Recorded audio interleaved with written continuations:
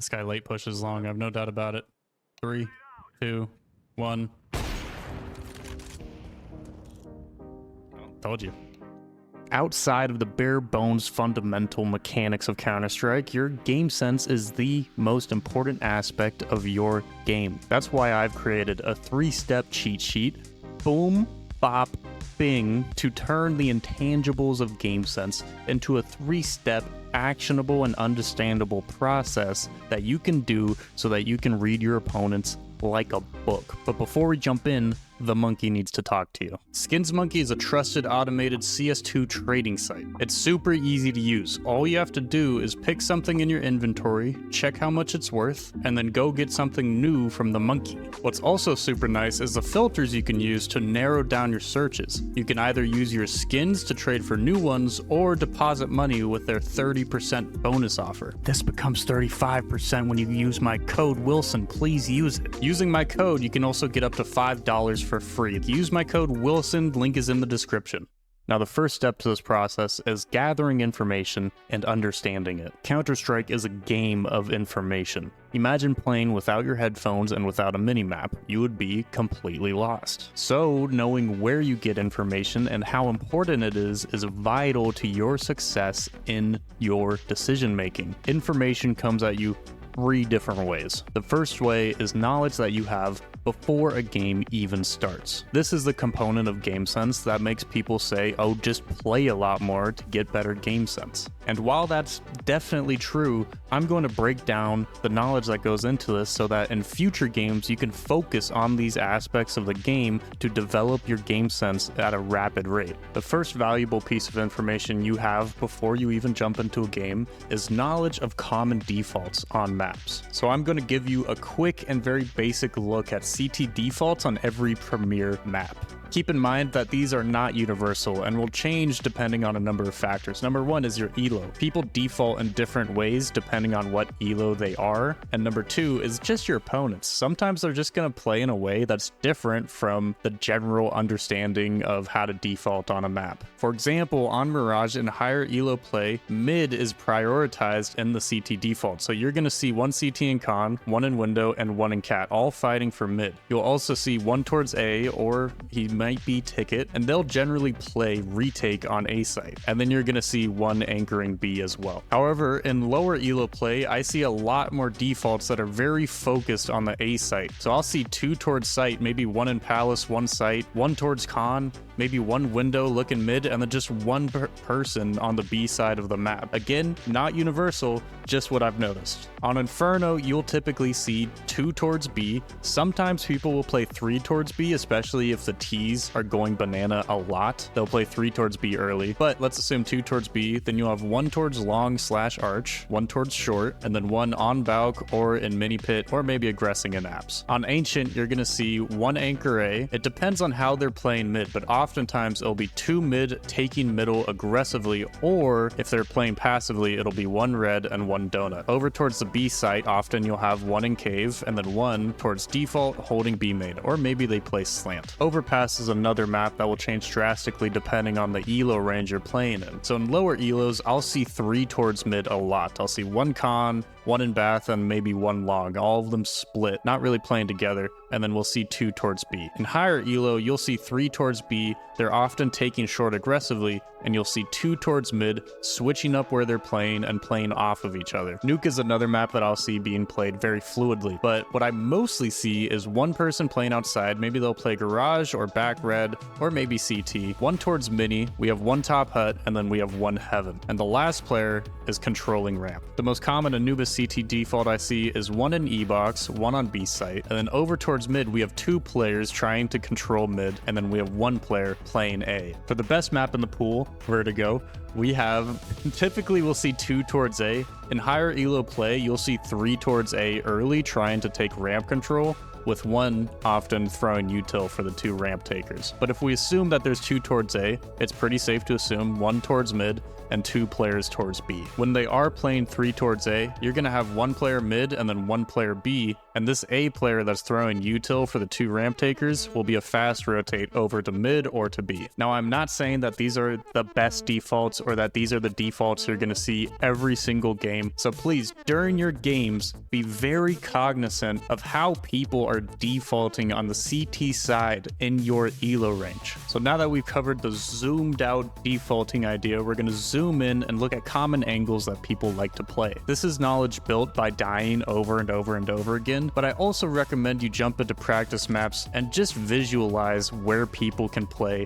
where they like to play, right? People typically like to play around cover. If somebody's standing out in the open and they get 1 kill, these are known as one and done angles or off angles. And there are common off angles that you see a lot, but it's important to focus on the areas of the map that people really seem to like to play. For example, default. People play default a ton. Underbalk. People play underbalk a ton. So being mentally prepared for these very common areas, these hot spots, will really help you in your decision making. Understanding common rotations is also an incredibly important aspect of your game sense. For example, if I run out A, I get 1 kill, I get a second, where is my next point of contact, right? Those 2 A players are gone. Now I have to focus on who's rotating over to A and where am I going to catch them. And the most likely next spot is jungle, right? Because this window player has a really fast and easy rotate through this door. So if I kill both A players, my knowledge of that rotation says, hey, window is my next point of contact. If I get that kill too, where's next? Probably cat. So it's a combination of knowing the default positions and knowing how they're going to rotate and where they can rotate from. If I swing and I see cat and nobody's swinging cat, I am pretty confident that this guy is going to go through market and rotate through CT. So that tells me, hey, if I want to keep being aggressive, I should go through CT and cut his rotate off. Some of the most important knowledge you have is just your experience, the patterns you've recognized and people's behavior over your time of playing. For example, if I'm on Vertigo and I throw this smoke to cover right side sight, and we know that one is towards headshot, right? He can't see any fights here. If my teammate comes and plants the bomb or starts to plant, I'm going to be holding up here because I've seen over and over and over again CTs jump up here and try to deny bomb plant like this. So it's those kind of calls that come from your experience, just seeing the same situations over and over and over again, right? And so yes, this is built over a long amount of time and over experience, but it's also built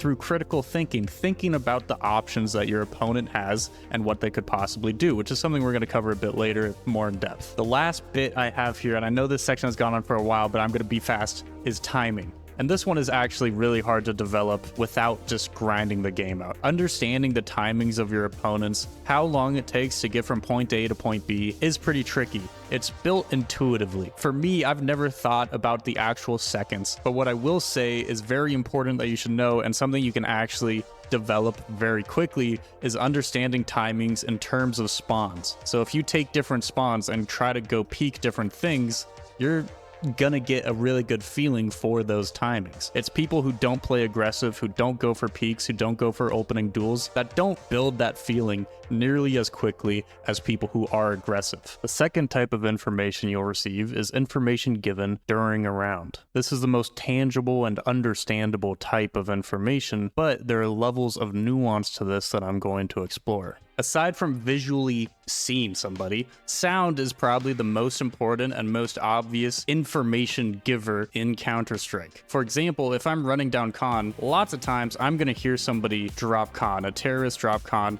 and that tells me, hey, I have a fight right here. Another example is con door. This is a very important information giver. If I'm playing B and I hear con door open, that tells me that they're likely going into short, especially if they were a lot A early in the round and then, oh, all of a sudden con door's open and mid is quiet.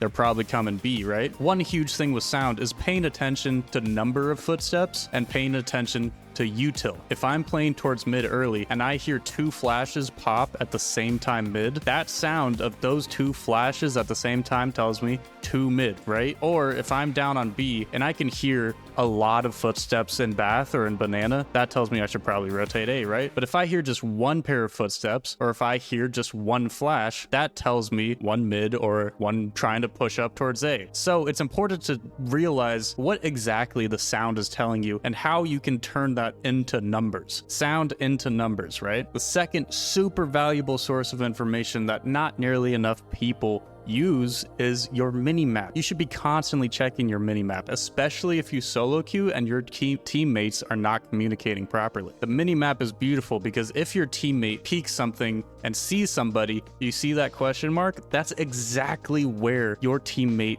saw the opponent. So when you look at the mini-map, you don't need to rely on your teammates' god-awful communication, because what your teammate sees in-game will often be reflected in your mini-map. Your mini-map is not only important for figuring out where your opponents are, but it's also crucial to see where your teammates are and what space they're controlling, right? So we don't want to be in a situation where my teammate and I are both holding the exact same thing. That's where we look at the mini-map, see what space our teammates are controlling, holding, pushing, etc., and then analyzing how can I take advantage of that? What can I do off of that information? Which we're going to get to again. I'm getting ahead of myself. Your teammates are an incredibly valuable source of information, but oftentimes they're not super reliable, which is when we have to fall back on our own thinking, our own understanding, and critically think about the information that they're giving us. So lots of times you're going to hear a teammate say, "It's A," or "It's B." It's possible that they just heard 2 footsteps top mid and then call it's A. Take the information your teammates give you, not with a grain of salt, more than a grain of salt, but don't believe them 100% of the time, every time, and then get mad when it's wrong, because we're wrong.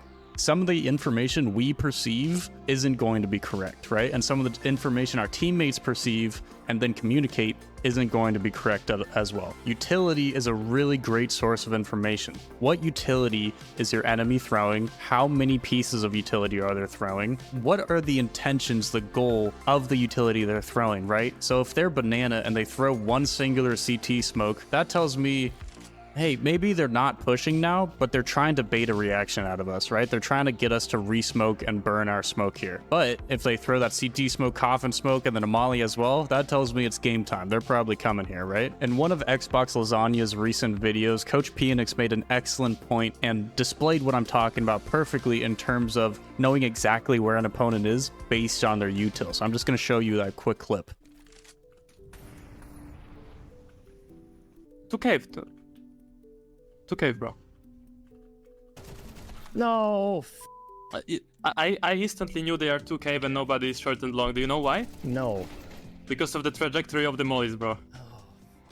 The last big piece of information you're going to get during a round is your kill cam info. Let's say it's a 2v2 on Inferno. I'm holding A as a CT, and the 2 Ts we know are somewhere bottom mid. If they come up and kill me, and I look and I see them run back banana, that's a huge piece of information that I need to share. So pay attention to your death cam, because that's going to give you really valuable information to give your teammates. Now, the third type of information you're going to get is information learned over the course of a game. This is where pattern recognition really comes into play. Over the course of a game, you're going to get a lot of rounds and you're going to get a lot of information, and you'll start to notice habits, different patterns that you can exploit to have success. There are 3 things to focus on in terms of information over the course of a game. Number 1 is recognizing how your opponents are playing the map, right? So this could be in terms of noticing how they're defaulting the map, or on a more micro level, noticing how one person is playing a certain area of the map. Ramp players are typically very habitual. They like doing the same shit over and over and over again. So on Nuke, I'll like going towards ramp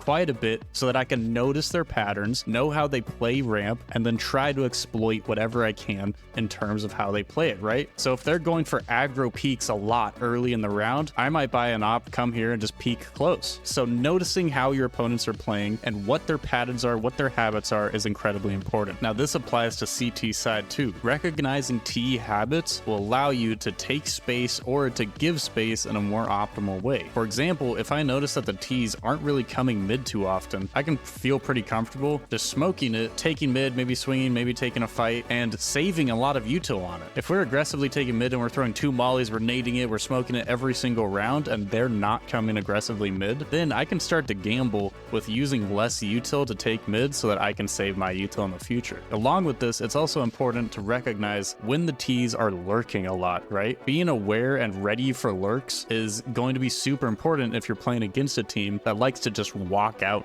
places. So recognize these habits over the course of a game, see these patterns, and you're going to be able to make better decisions. The second big piece of information that you should be able to figure out over the course of a game is on T side, you'll be able to figure out who's playing where based on either their name or their profile picture. I personally like to look at the profile picture and then quickly just check tab. In the mid round, once your team gets a few kills, the enemy team maybe gets a few kills, once you know that information, you recognize the profile pictures and where they typically like to play. Let's say, you know, there's an anime profile picture guy playing on A. Then in the mid round, once those kills happen, I can look at the profile pictures and know who's still alive, which player was playing where, right? So if people die and I look and I see that anime profile picture guy, I know that that A player is still alive, and that helps me recognize, like, where is he going to rotate, right? I might expect him donut and expect to fight here if we're leaning towards B and mid, because this A guy might come donut and try to contest mid. So recognize those pictures, recognize those names, and figure out where they're playing. The last thing you should be picking up on over the course of a game is, what are your teammates doing? Noticing your teammates' habits and how they're playing the map can allow you to predict what the opponents are going to do to counter what they're doing, right? For example, if my team keeps doing a lot of action towards A, that could tell me that, hey, maybe I can lurk out somewhere and catch somebody who's not really expecting it, because the CTs are now kind of wired to expect an A hit. Think about what your friends are doing, look at the minimap, notice their patterns as well. How do they like to play the map, and what can I do around that to create opportunities for myself? Okay, that's a lot of information.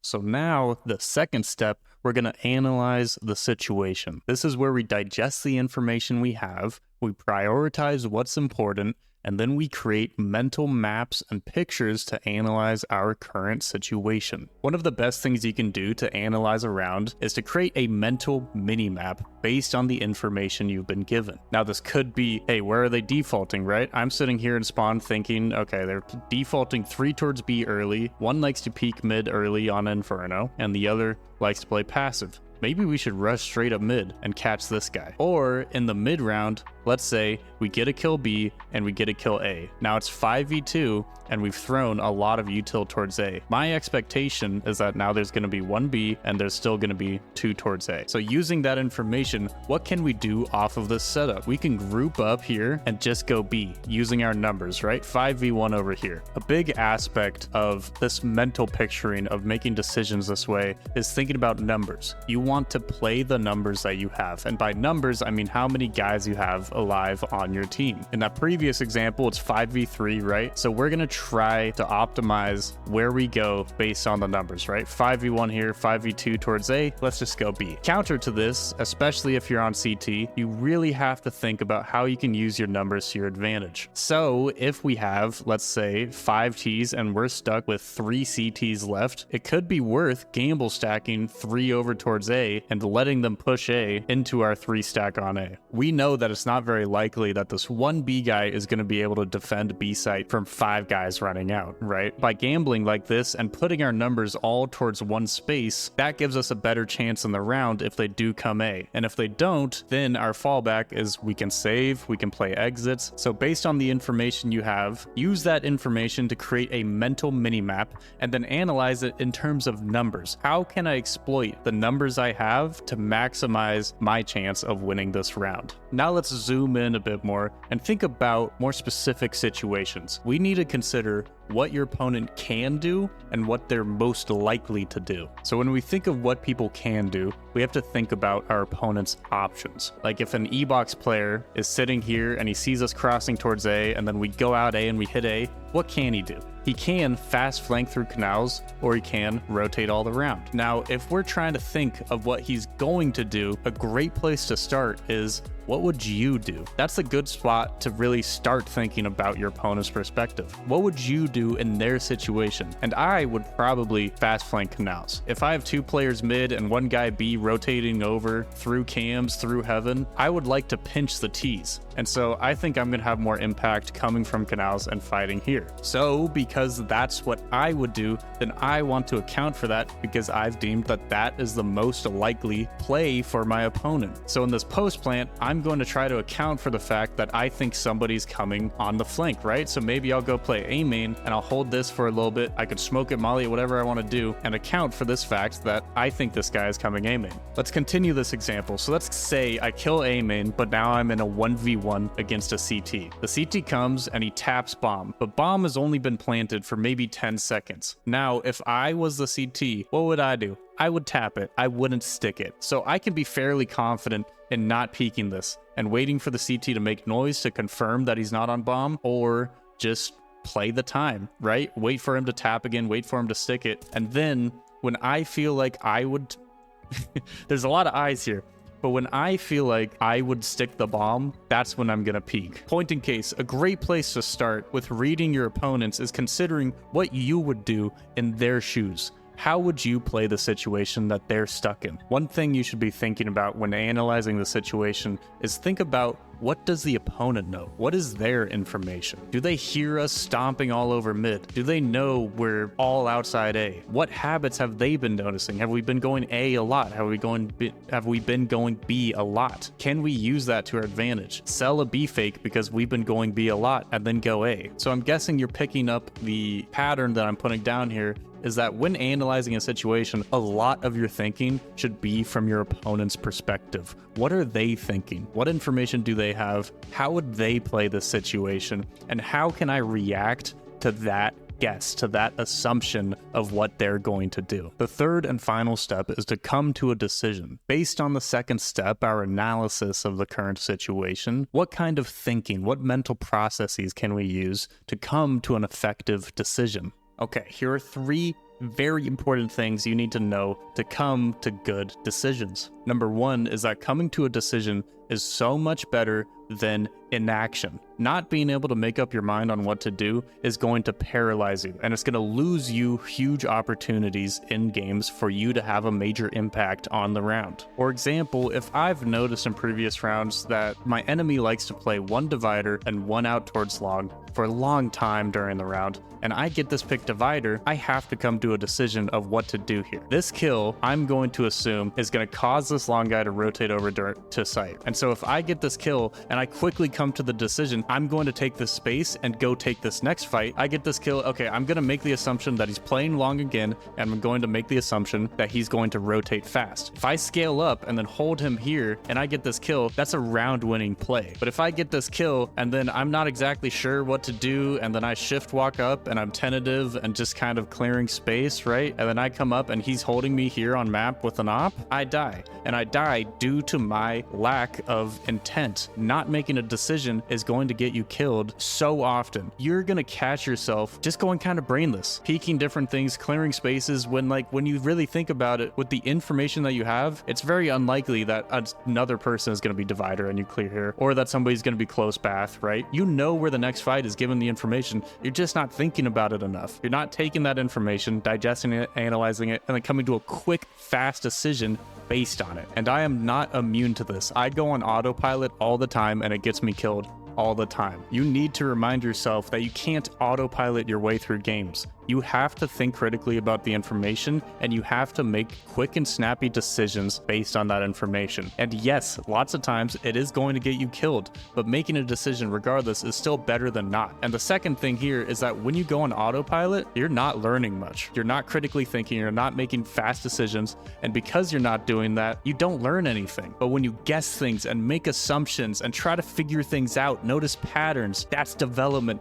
that's learning, and that's how you create your game sense. It's not by going on autopilot. It's not by doing the same shit you do every single game. It's by making decisions. The second thing here, it sounds a bit contrary to the first one, but it's don't overthink. And what I mean by that is lots of times in the mid round, people overthink way too much. You're gonna win the round by just focusing on the numbers, like we talked about in the last section, right? If we take short and we get 2 kills here and our team is heavily stacked towards B, I'm very confident that there's max going to be 1 more B. Let's just play the numbers and go right now. We don't need to overthink this. We don't need to hold for flanks forever. Let's just go and play this numbers advantage that we have at this very current moment. When you're making a decision, the vast majority of times, you're gonna have to pick what is most likely and what is the best way I can play around my decision of what is most likely, right? So if I'm on a retake towards A and bomb is planted, default, let's say, I need to consider what's the most likely spot that my opponent is playing, right? Using the information I have have before. Do I still think they're default? Do I think they've crossed a new box? Do I think maybe they went ramp? I have to make that decision, and then I'm going to try my best to commit to it while accounting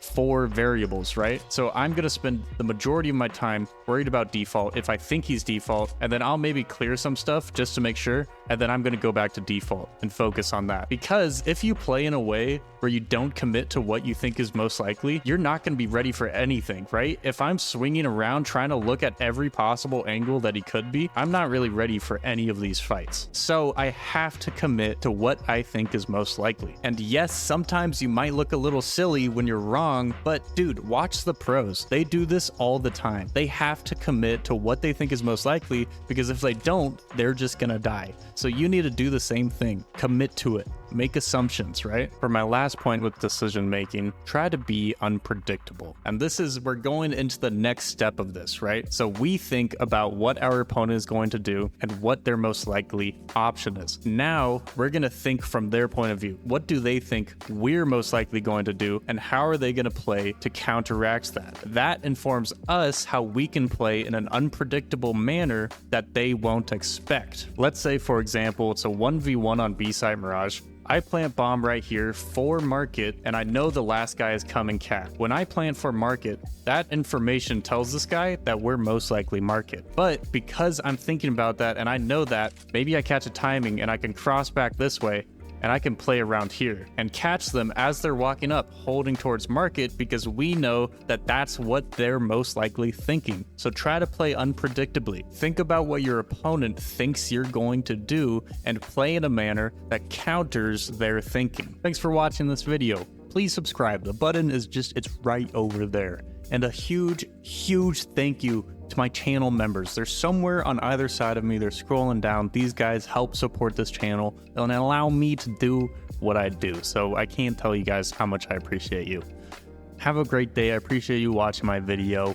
Have a good one. Good luck and have fun in all of your future games.